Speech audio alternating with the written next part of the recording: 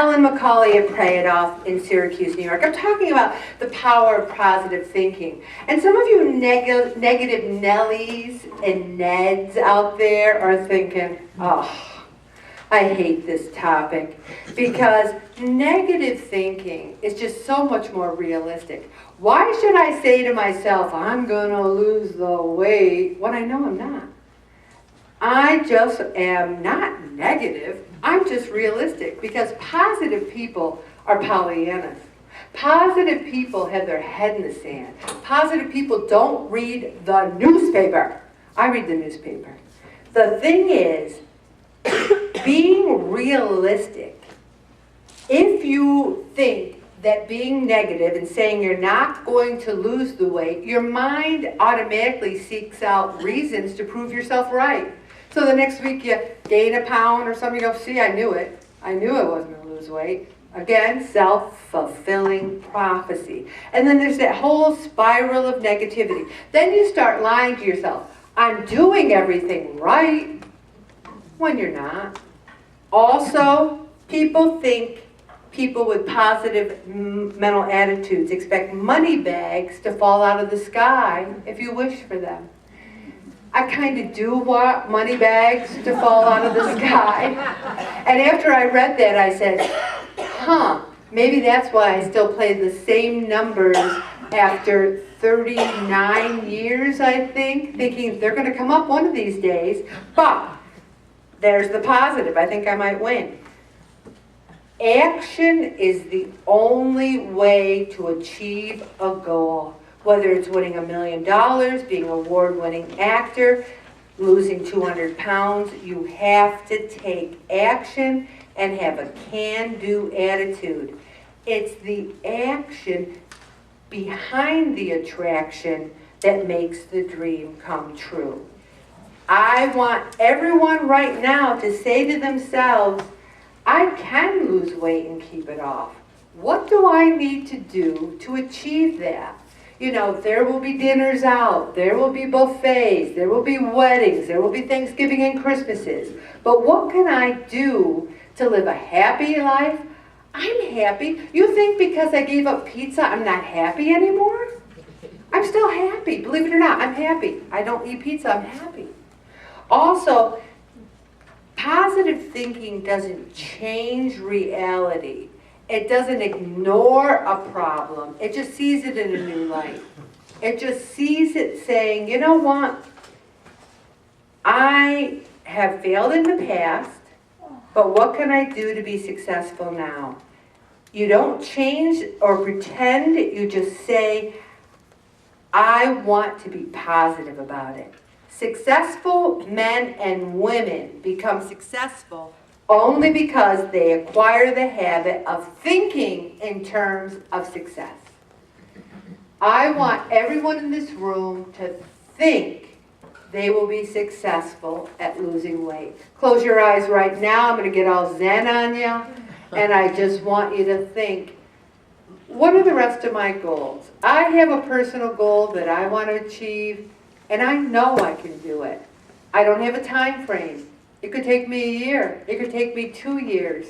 So what? What difference does it make how long it takes us, as long as we're on the journey, we're enjoying the journey, and we believe in each other and ourselves? I think that's very important. Also, they think positive thinkers have no clue about the real world. A lot of people have said this to me, Ellen, you don't know my life. If you knew my life, you would know why I couldn't lose weight. And you know what? I'm not diminishing anyone else's life. I'm not. I'm saying that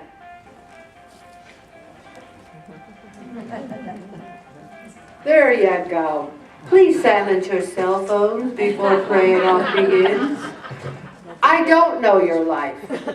But having said that, I believe that you're here because you want to lose weight. I believe that you're here because you want to have the tools that might help you achieve that. We're all going to have bad weeks, bad months, maybe even a bad year.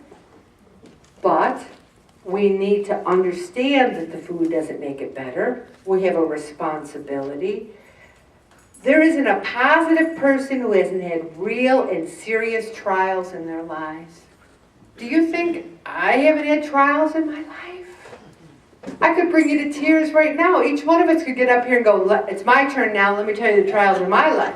Bring somebody else up here, and we'd be here weeping sacks of clothes, go, oh my gosh, how do they go on? We do. We get up, we get dressed, we go on.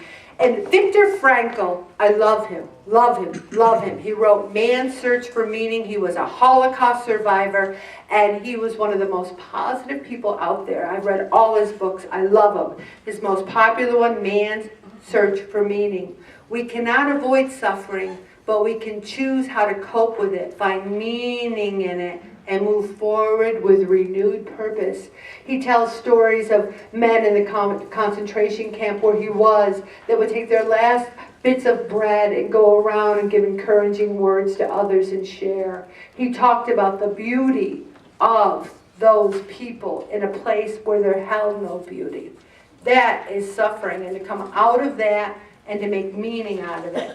People think people with a positive mental attitude are annoying and cheesy. You know, hi, how you doing? Remember I told you when I said it to my mother, hi Mom, how are you? Why do you always ask me that? Because my poor mother, who I love more than life itself, had a positive daughter. I mean, imagine that. You know, she's not a very positive person. She's had a tough life. And then she has a cheesy daughter like me. It's a miracle I don't drive her more crazy. Because I'm always saying, she'll have a problem, and I'm like, why don't we try this? Why don't we try that? And sometimes you just have to say to someone, that's terrible. I am so sorry, that's awful. And not try to solve their problems just then. Then wait a couple days, then try to solve them. But sometimes people just want to complain and you got to let them. Also, even in external circumstances that seem out of our control, we can always control our internal response. One of the things I always say to Bob, I'll tell him something that happened, and then I'll say to him, I didn't internalize it. And he'll say, wow, you really are changing. Because how often do we internalize it? Your stomach tightens. Oh. You know, what I find I do is go, this doesn't matter. It's okay. It's all right. I don't care. I used to never be able to say I didn't care about anything because I cared about everything. That's when you're fat. You care about everything. Final thoughts. Each moment's a gift. We're here. We're not doing chemo right now. We're not doing chemo. We're not in a skilled nursing facility. It was funny today. There was a younger person, and I said, hey, we're having a nutrition and health fair for seniors in March. And you might want to have a display table there. So she says to me, well, do they leave the assisted living facilities and nursing homes to come? And I go, what do you mean? She goes, well, the seniors. Where did the seniors come from? I go, honey, I'm a senior. I walk there. People think anyone over 60 is in an assisted living facility or a nursing home. I'm like, honey, I'm 63. I just walk there. You know, they don't have to take me out of a home. But think about that. We are not in a skilled nursing facility. We are not in assisted living. We don't have dementia. We don't have Alzheimer's. We have so much to be positive about. Also, we need to embrace change. You know, if you thought you were going to die tomorrow, would you say, I'm going in the office? Or would you say, I want to spend more time with my family, give people more respect?